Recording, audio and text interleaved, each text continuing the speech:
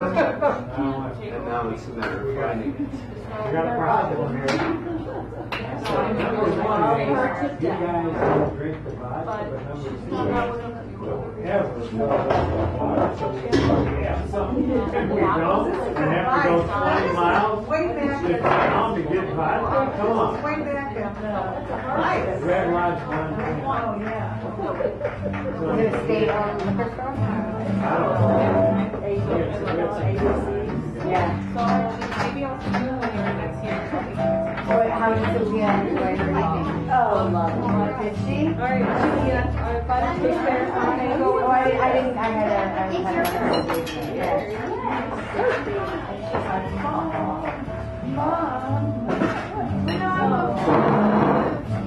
What's happening back here, Mom?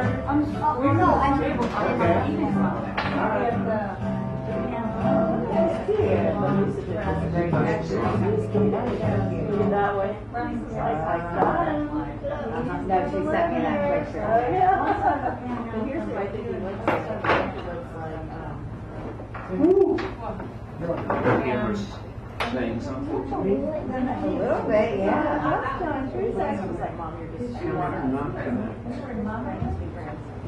Oh, honey. Oh, that's right, yesterday. Oh, what's his name? Yeah. The middle name is,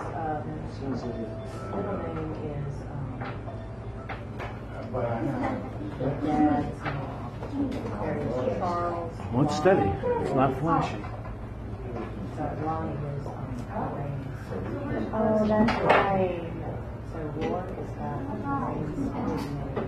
Rourke Bader. James Reed. All right, let's get the show on. Ladies and gentlemen, hobos and tramps, cross-eyed mosquitoes and bow-legged ants. Welcome to the Sacred Grounds Open Mic. I'm your host, Mr.Natural. Hello. I've been doing this since 1974, and boy, are my legs tired. We started the Wednesday night poetry in 1972. Johanna, this lady here, she started it. She passed away about 8 years ago, and it's been taken over by a gentleman named Dan Brady.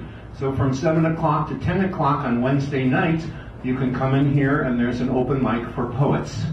So if you have any poetry or stories, or you do any theater things, that's a good place for that. Tonight, Thursday night, we've been doing this since '74, and I host for about 5 years, and then get another host, and they last about 2 to 5 years, and then I come back, and get another host. They last for a while, and then I come back, and I've been doing that since 1974. Tonight's my first day back again, after having retired some time ago, and we had a guy by the name of Frank Garvey, who was the host here.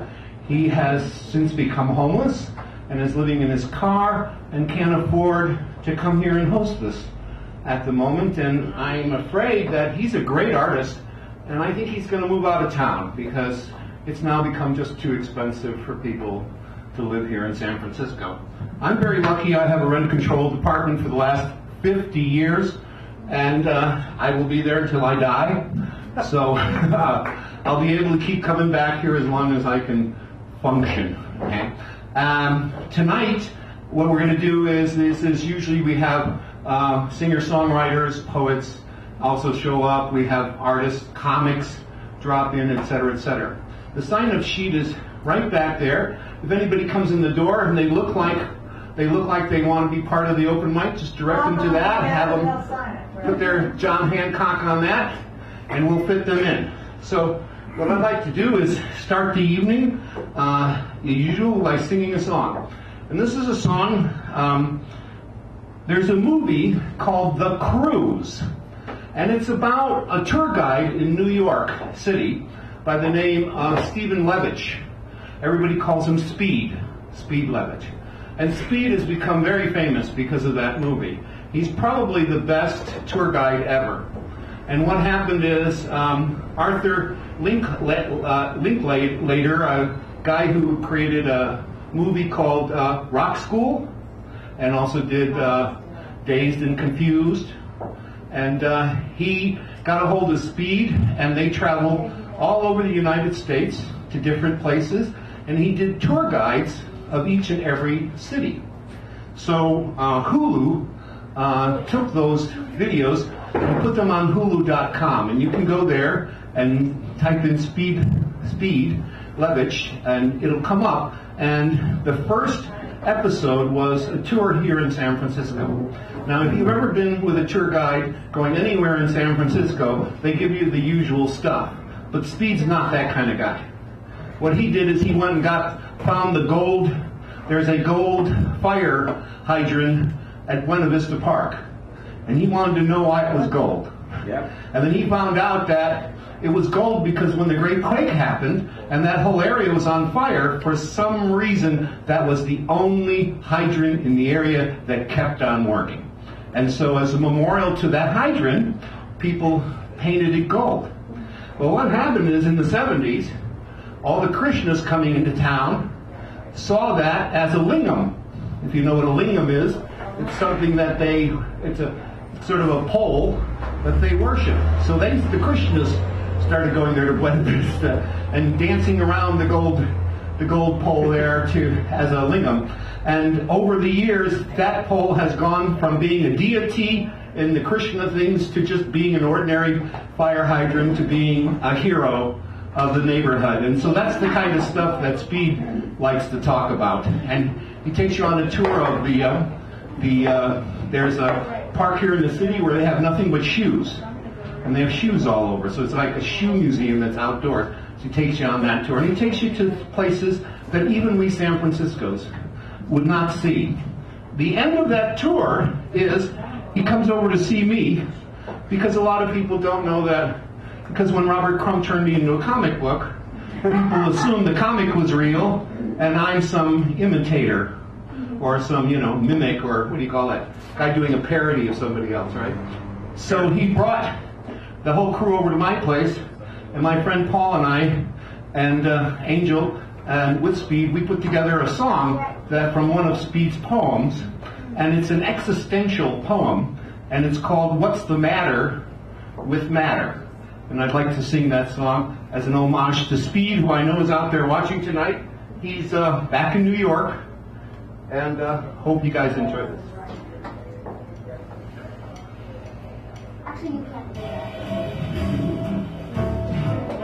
What's the matter with matter? Here's the matter with matter. It doesn't matter, but it does. Ask any bodhisattva and they'll tell ya matter just doesn't matter, but it does. Death dies in a mutter and in a stutter.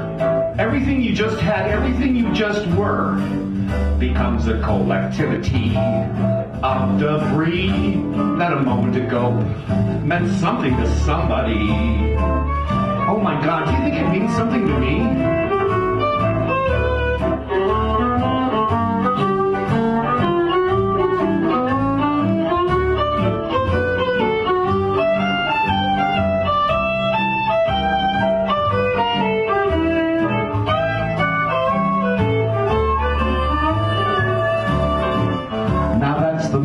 Matter. In the long run it doesn't matter, but in the short run you better believe it does, baby. And as I stand up here to let you know it matters, what the hell? I'm just not sure what the hell. Just please tell me what's going on anymore. I just don't get it.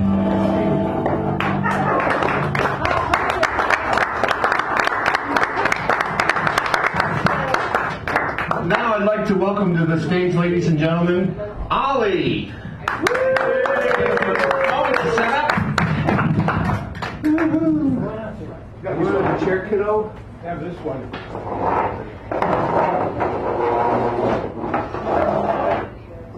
Did you bring your music? Didn't I did?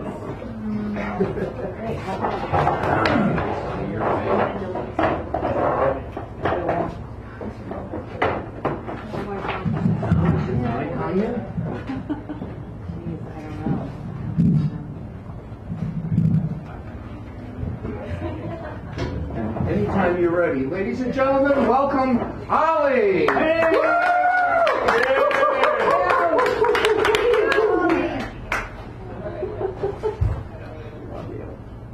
In the town where I was born, lived a man who sailed the sea, and he told us of his life in the land of submarines.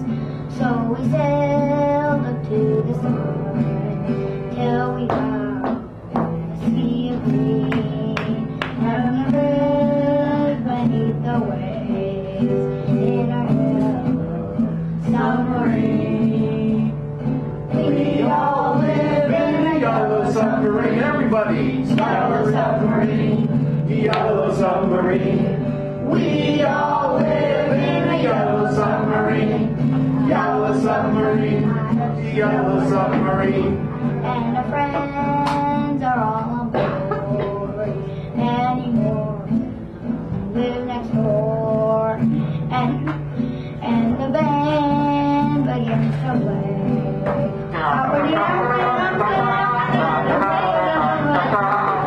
We all live in a yellow submarine, yellow submarine, yellow submarine. We all live in a yellow submarine, yellow submarine, yellow submarine. As we live a life of ease, every one of us has all we need. Sky of blue and sea of green in our yellow submarine. We all live in a yellow Submarine. Yellow submarine. Yellow submarine. We all live in a yellow submarine. A yellow submarine. A yellow. One more time. We all live in a yellow submarine. A yellow submarine. Yellow submarine. We all live in a yellow submarine. Yellow submarine. Yellow submarine. We all live in a yellow submarine, yellow submarine, yellow submarine.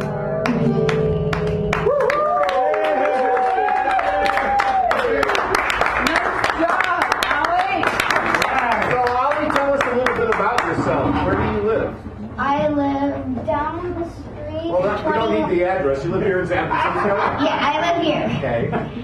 And how long have you been playing? for like kind of 1 year. I'm not sure. Very good. And you like Beatles tunes? Yeah, they're really fun. So what's your next thing you're going to Next I'm gonna play Back in the USSR by Wow. Paul McCarthy. do? That's a hard song.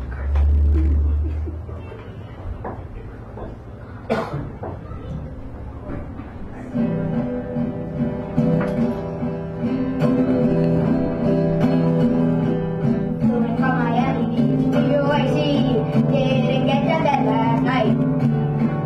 On the way, their paper bag was on my knee. Then I had a dreadful flight. I'm back in the USSR. Oh, how lucky back in the USSR. Been away for so long, hardly knew the place. Gee, it's gonna be right home. Leave until tomorrow to unpack my case. Honey, disconnect the phone. I'm back in the USSR. Know how lucky you are, boy. Back in the US, back in the US, back in the USSR. Yeah. Hey, girl, really knocked me out. Yeah. The West behind. The Moscow girls make me sing and shout. The Georgia's always on my mind. Woo! Yeah.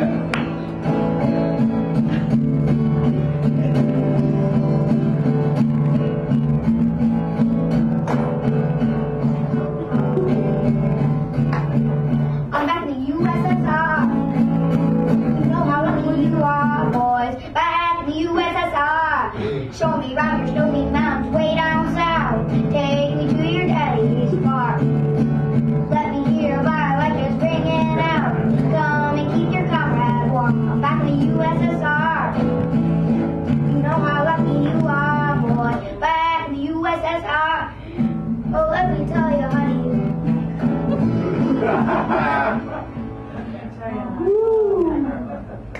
Wow.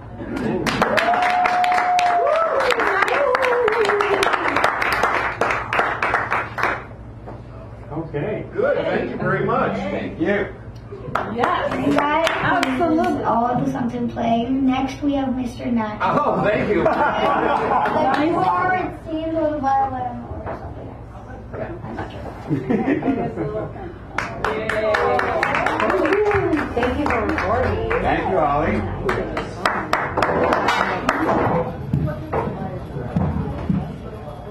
Nice job. So give us just a moment here to set up. I'd like to introduce one of my other students, Paul, who will be coming up here.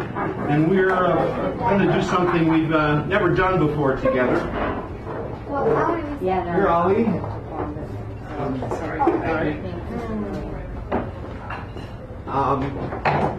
As you know, I play a couple different musical instruments. How many, to say the least? Right now, the count is up to about 58. Oh. The last time I counted, but you know, you just keep plugging away at it until you finally get it. And That's a claim to fame. yeah, you got yourself a chair? I'll sit on this side. Yeah, which side? I'll be on here.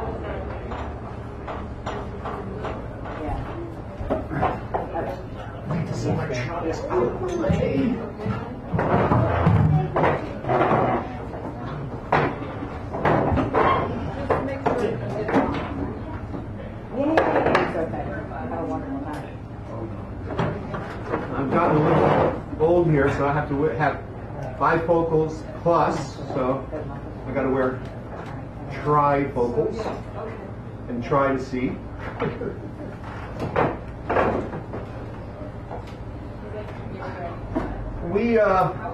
I found this book on saxophone duets, and looking through it, most of the music is from the 17th and 18th century, at the height of the Baroque era, and they're just cute little things.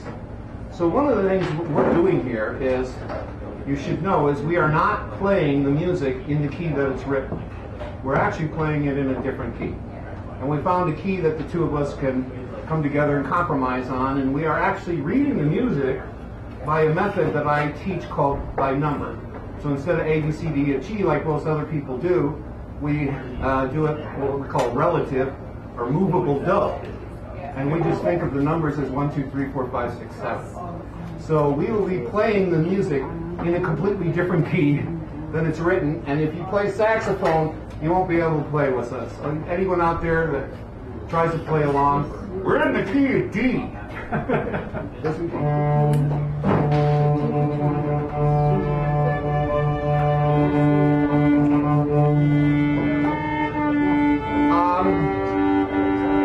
This first piece doesn't have a name, as happens so often in the 18th century music. It's usually, most of 18th century music is written by one composer named Anonymous. It says air. No, we're doing this one. Oh, we're doing That one first. But I found that out. That would have been interesting. It could have been an interesting mix-up. What they call that, a mix tape, mix tape. Mixing bowl. Ooh, more rosin. Okay, so this one has no name. We're just going to call it, what's that say, adagio. Yeah. It's a dodgy piece. Okay, you ready?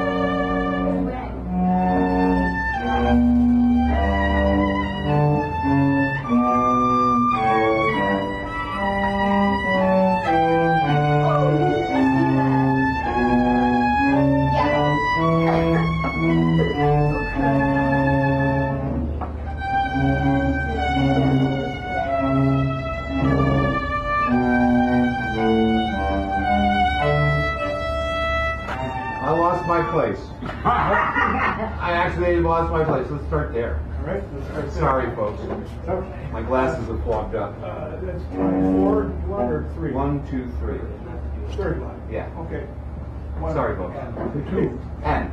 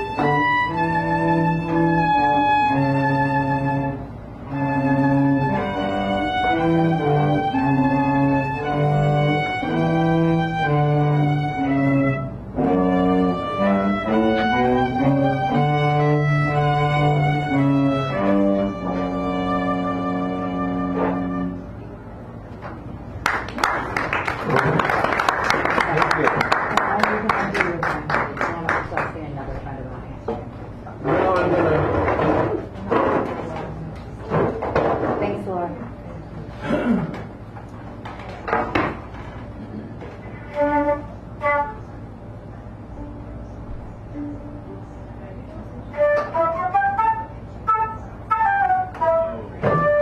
Okay. Now we're playing the one I want Yeah. to start. Yeah, this one is called Air. 1, 2, 3, 1, 2. Oh, you're gonna play the top, and I'm gonna play the. Bottom. Oh, all right. We switch back and forth sometimes, but I play top with the flute. All right. 1, 2, 3, 1, 2.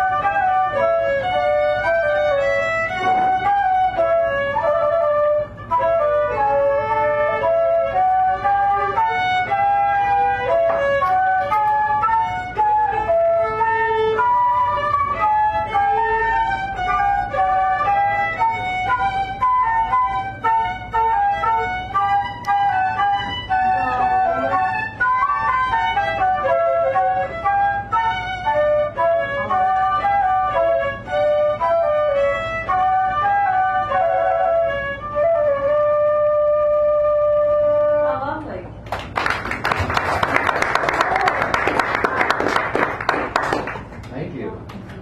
Yeah, it's very airy.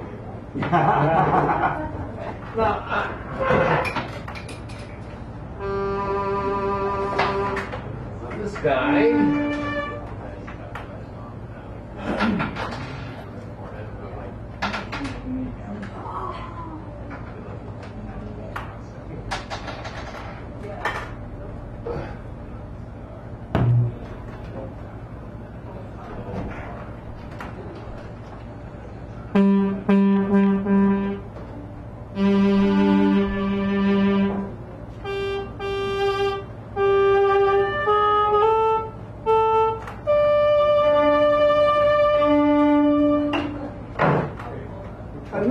can't even pronounce it. What's that? Canzonetta.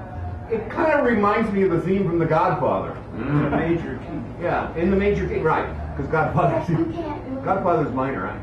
I'm playing the bottom. All right, sir. Okay. One measure. 1, 2, 3.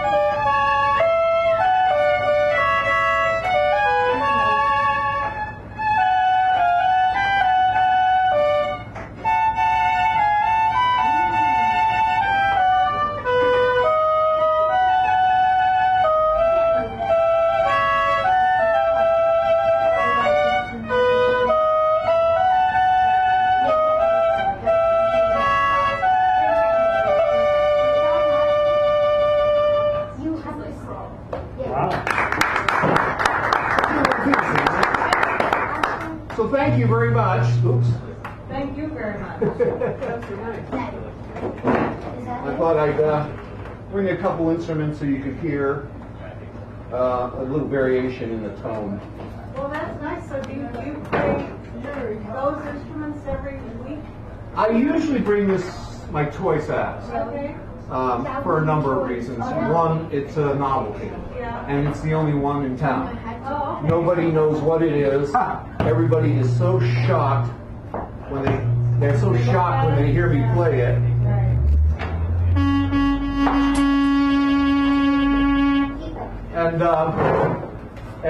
And I like the fact that I used to go out and play on the street, and I'd have to drag an amplifier with me, and then this other horn that I had, and a microphone, and a stand, and the music.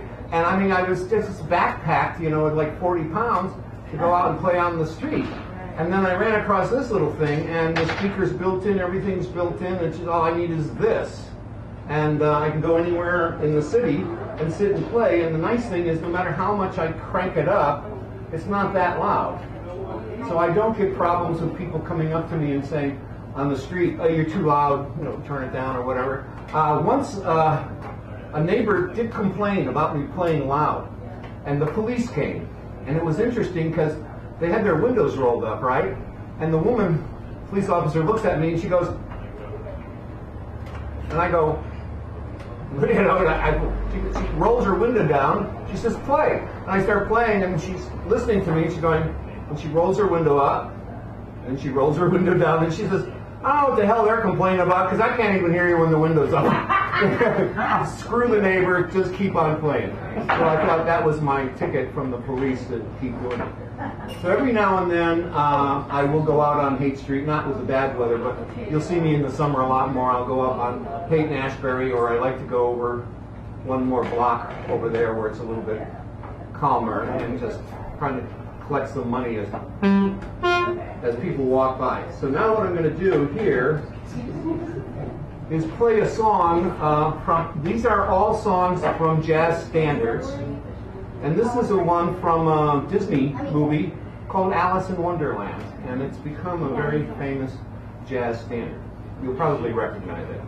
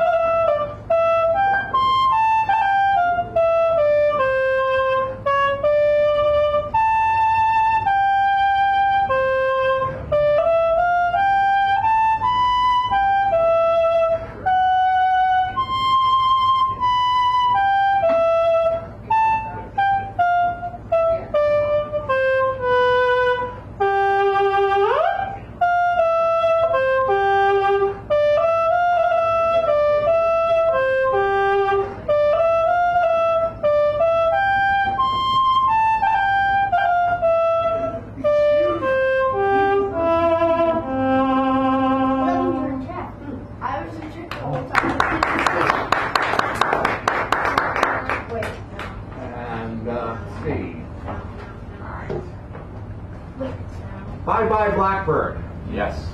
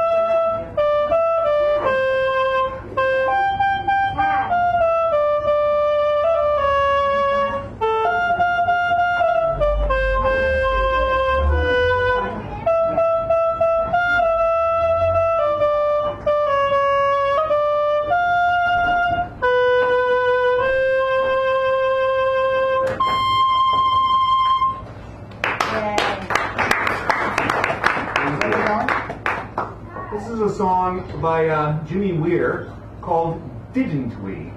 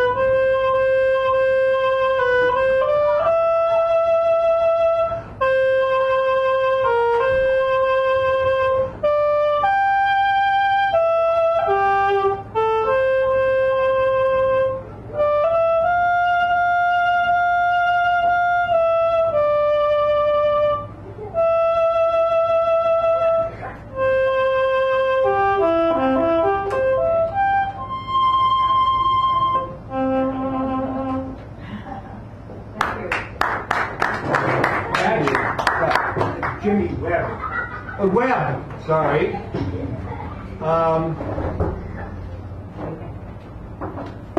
And now I'm going to play just one more here for you. This is a Billie Holiday tune. I think this is the one she's probably, let me get a new tone here. 1, 2, 3, 4, 5. This one is called God Bless the Child.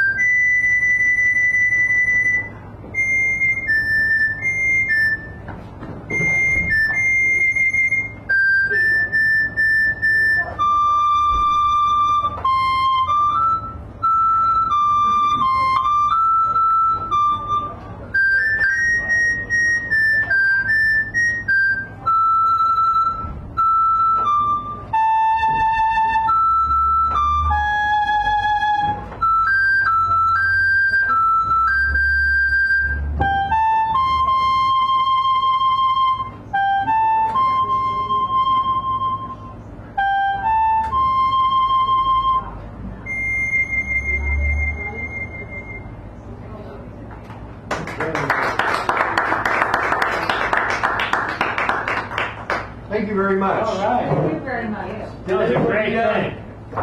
Did anybody come or sign in, or anybody else here? Hey. Okay, well then, thank you so very, very much. Yeah, I'm glad the kid brings it Okay. in. So next Thursday, same time, same place, we'll be here. Yeah. And I'll be doing this for a while until we build the audience back up. I was here when you introduced the other guy.